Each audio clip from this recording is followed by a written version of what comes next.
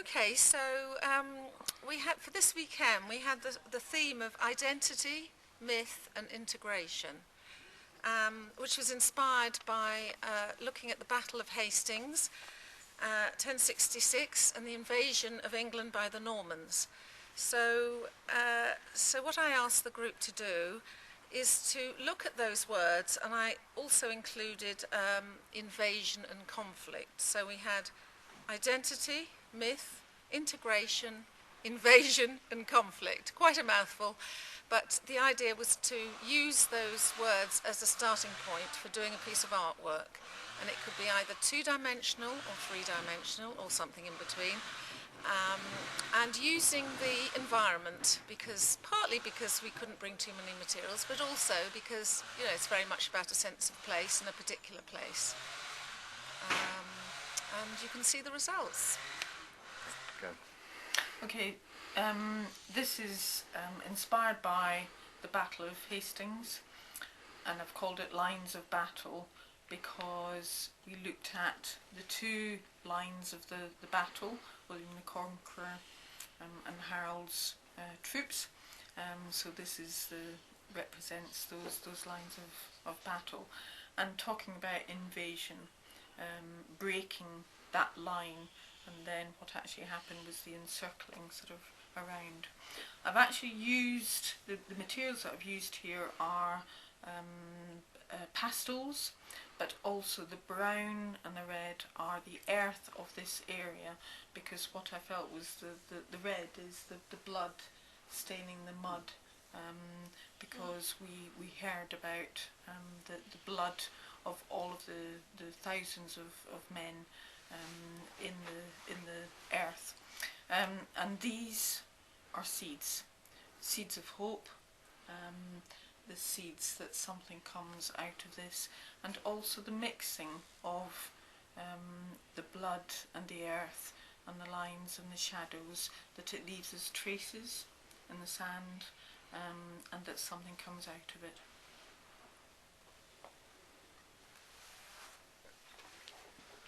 The artist is dead. Draw your own conclusions. Actually, I was kind of struck by noticing how little people in Britain seem to connect with Hastings, whereas as a foreigner you always assume that, God damn it, there must be such a close emotional connection with it. It's so omnipresent in historical programs on TV. And everybody needs to know this kind of myths. Everybody needs to take part in the stories told about it. And it struck me that actually my generation is supposed to have a very emotional connection to the fall of the Berlin Wall. Yet not everybody has experienced it in the way that television and common history, as opposed to memory, would expect us to. Some of us, like me for example, have completely passed it up, being too small to actually remember it, and too far removed to even vaguely have any real association with it. And that was one idea, to put these two historical events side by side, and the other one was telling everybody that the stone was actually from the Berlin Wall, and that I had actually snuck aside to take a piece of the battlefield home, whereas both of these were taken not very far from our little cottage. And yet the materiality of history is something that everybody seems very eager to accept. Nobody questions me bringing up an actual piece of the Berlin Wall here. I was looking under guidance around the concept of conflict, but I think, especially as I've talked today, I realised that I was also carrying notions about kind of harsh and the potentially harsh and violent and aggressive underbelly to things which are considered warm and nourishing and relaxing. So in other words, it's the holiday resort and its potential dark underbelly, and we have Brighton down the road with with Graham Greene's Brighton Rock, with a kind of gangland criminal underworld underneath a holiday resort. So these are two found objects. It's a fishbone, which has been pecked clean either by, presumably I suspect by animals or decay, and it's got dirt and tar in it, and it's cracked, and there's a stone, a pebble, which is round and hard and very smooth. I just wanted to put them together because, and I thought about it, I thought, this isn't actually about conflict, this is just about contrast. You know, one of these is very permanent, the stone, the fishbone is decaying and organic, so they just contrast. And I thought, when does contrast in itself become a conflict? Is there a spectrum between something which is, you know, morally neutral, like a contrast, and something which is morally alive, like conflict? And I thought, I don't know the answer to that, but putting these two together just does illustrate that there is something about there is something which is a clear distinction between the organic and the inorganic, and there's also something about a spectrum which suggests when the organic, it gets so ugly as that fishbone, and when the inorganic gets so placid, like a round, smooth stone, they've crossed. What did I do? I did a kind of collage, I think I'd call it. And yeah, somehow I wanted to and reconstruct something. Because yeah, I choose material, mainly written material, advertisements, with different contexts. And I felt very free somehow when I put them all together, because I had the feeling I don't have to find the only content. There are so many contents in it that I can put anything in it. So I thought I take this from the advertisement from the rent-a-car, but it means also,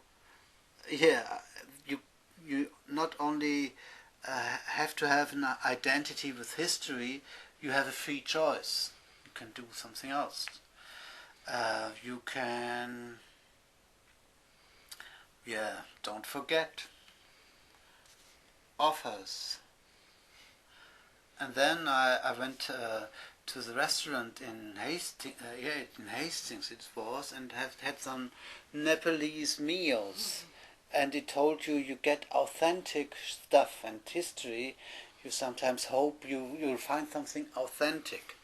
But when we went to battlefield of Hastings, I thought there's not much authentic left there. It's only, it's a lot of commerce, a lot.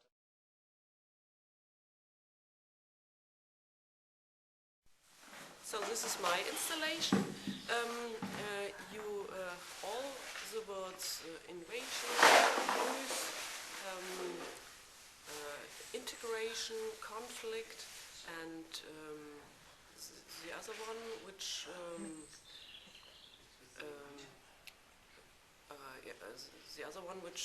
Gabriel gave us are in this installation integrated. You can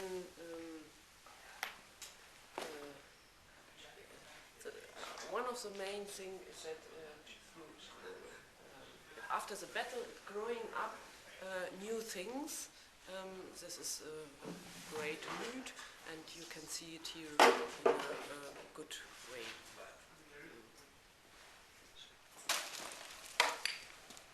Das ist ja Wahnsinn. Was müssen wir jetzt machen?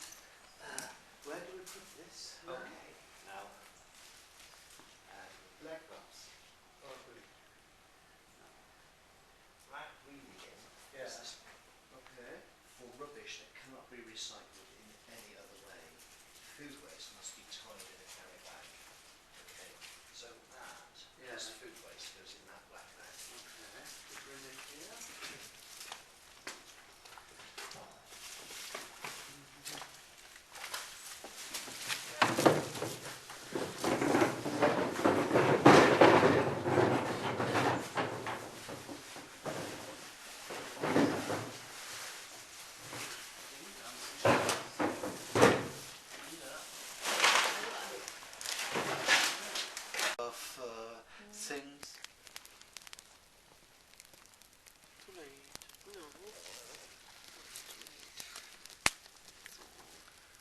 and inspired by the rather grim tale we had of the Duke of Normandy pillaging in the Pevensey area prior to the Battle of Hastings, this aspect of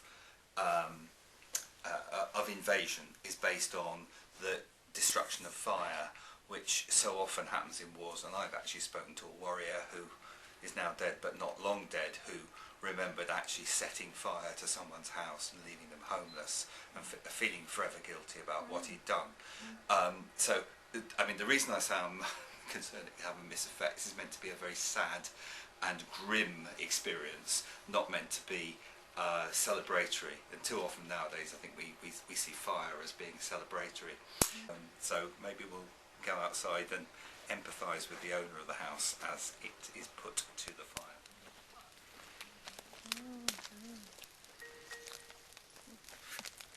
Sorry.